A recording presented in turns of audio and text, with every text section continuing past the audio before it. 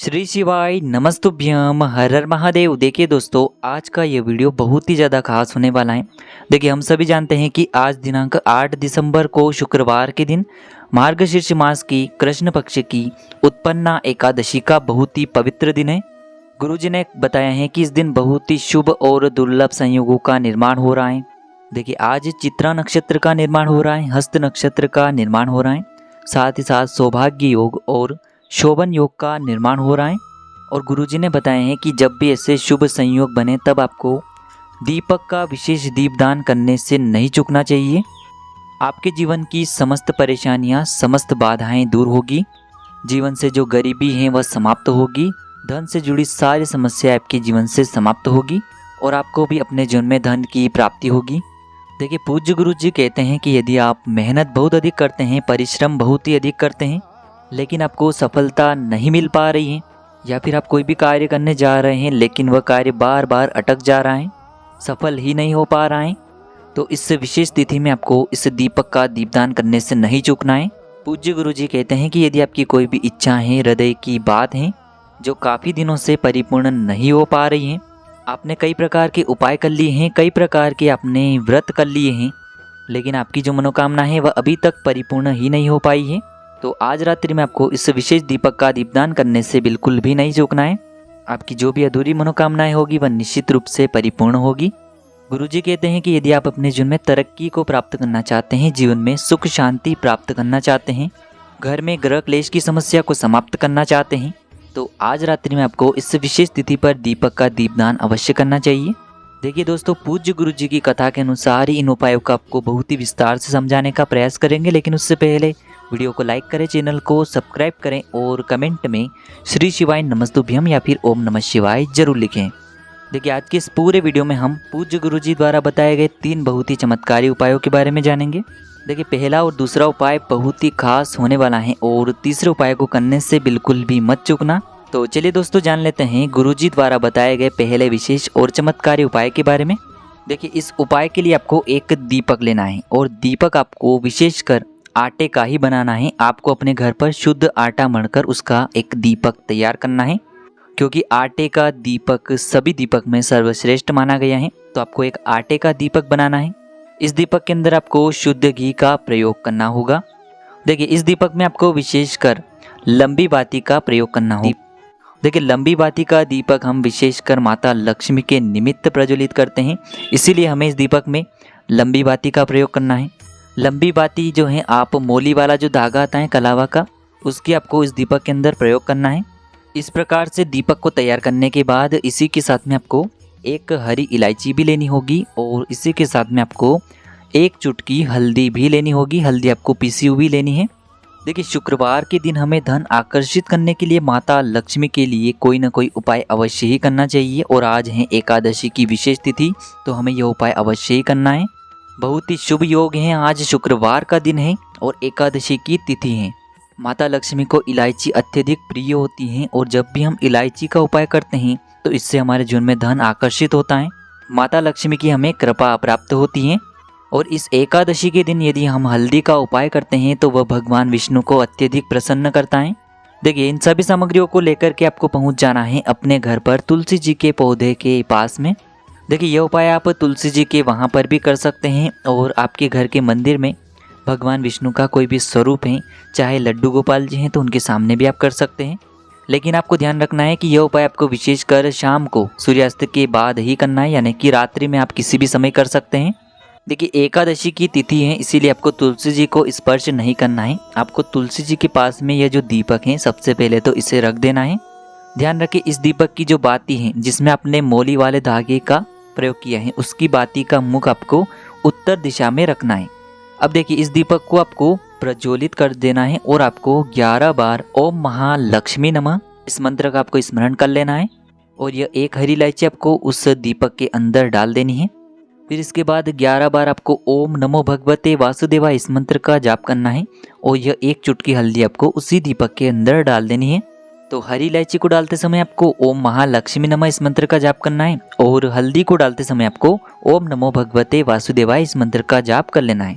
फिर आपको वहीं पर बैठ जाना है और आपको माता लक्ष्मी से, माता तुलसी से और भगवान विष्णु से प्रार्थना कर लेनी है। कि हमारे जीवन में जो धन की समस्या है, जीवन में जो दुर्भाग्य बने हुए हैं, जीवन में जो विपत्तियां आ रही हैं, समस्या आ रही हैं, उन्हें आप समाप्त करें। इस प्रकार से आपको कामना कर लेनी है। पूज्य गुरु जी ने बताया है कि एकादशी की तिथि में जो भी व्यक्ति इलायची वाला और हल्दी वाला उपाय कर लेता है और इस दीपक को प्रज्वलित कर देता है, उसके जीवन में कभी भी धन संपदा की कमी नहीं होती है। अब दोस्तों हम जान लेते हैं दूसरे विशेष और चमत्कारी उपाय के बारे में। देखिए, इस उपाय के लिए भी आपको एक दीपक लेना होगा। आपको कोशिश करनी है कि शुद्ध आटा मढ़कर उसका आपको एक दीपक तैयार करना है। अगर इस उपाय के लिए आप आटे का दीपक नहीं तैयार कर पा रहे हैं तो आप मिट्टी का दीपक भी ले सकते हैं। इस दीपक में आपको शुद्ध घी का प्रयोग करना होगा और इसी के साथ में आपको लंबी रुई की बाती का प्रयोग करना होगा। देखिए, लंबी बाती के रूप में आप मोली का जो धागा आता है उसकी बाती भी प्रयोग कर सकते हैं। देखिए, मोली का धागा वही होता है जिसे हम अपने हाथ में बांधते हैं, तो मोली वाले धागे की बाती का प्रयोग आप अपने इस दीपक में कर सकते हैं। अब इसी के साथ में आपको लेने होंगे 7 काले तिल के दाने।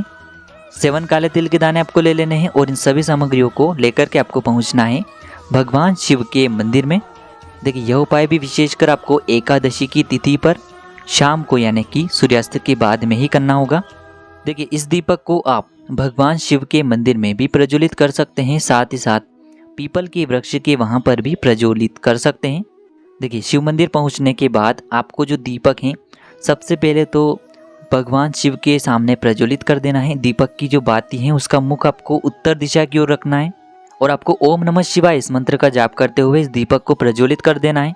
फिर आप जो काले तिल के दाने लेकर के आए हैं उन्हें आपको एक एक करके उस दीपक के अंदर डालते जाना है और आपको श्री शिवाय नमस्तुभ्यम या फिर ओम नमः शिवाय इस मंत्र का जाप करते रहना है। कि आपको 7 काले तिल के दाने 7 बार श्री शिवाय नमस्तुभ्यम इस मंत्र का जाप करते हुए एक एक काले तिल का दाना आपको दीपक के अंदर डाल देना है। दीपक को प्रज्वलित करने के बाद आपको अपनी मनोकामना को बोल देना है और फिर वापस आपको अपने घर आ जाना है।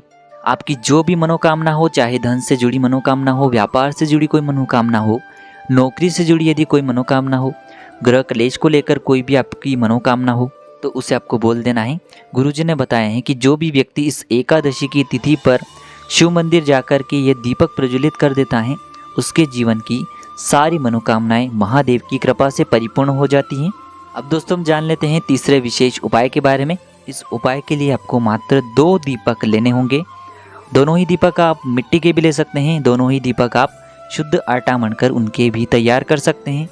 अब देखिए दोस्तों, दोनों ही दीपक में आपको एक दीपक के अंदर तो गोल बाती का प्रयोग करना है, एक दीपक के अंदर आपको लंबी बाती का प्रयोग करना है। सामने आपको दिखाया जा रहा है, तो एक गोल बाती का दीपक तैयार करें, एक लंबी बाती का दीपक तैयार करें। लंबी बाती का जो दीपक है उसमें आपको मोली वाला जो धागा आता है कलावा का, उसी बाती का प्रयोग करना है और दोनों ही दीपक के अंदर आपको शुद्ध घी का प्रयोग करना होगा। अब देखिए, इसी के साथ में आपको 11 काले तिल के दाने लेने होंगे और इसी के साथ में आपको मात्र 1 चुटकी हल्दी लेनी होगी। अब दोस्तों ये सभी सामग्री लेकर के आपको पहुंच जाना है सूर्यास्त के बाद रात्रि के समय, जहाँ कहीं भी अपने घर में तुलसी जी का पौधा है वहाँ पर। देखिए दोस्तों, सबसे पहले तो आपके पास जो गोल बाती का दीपक है उसे आपको तुलसी जी के पौधे के पास में प्रज्वलित कर देना है। ओम नमो भगवते वासुदेवाय नमः इस मंत्र का जाप करते हुए। ध्यान रखिए, इस दीपक को प्रज्वलित करते समय आपको तुलसी जी को स्पर्श नहीं करना है। देखिए, अब जो आपके पास 11 काले तिल के दाने हैं उन्हें आपको उस दीपक के ऊपर से 11 बार घड़ी की दिशा में घुमाना है। आपको अपनी नाम और अपनी गोत्र को बोलना है और इन काले तिल को आपको उस जलते हुए दीपक के अंदर डाल देना है।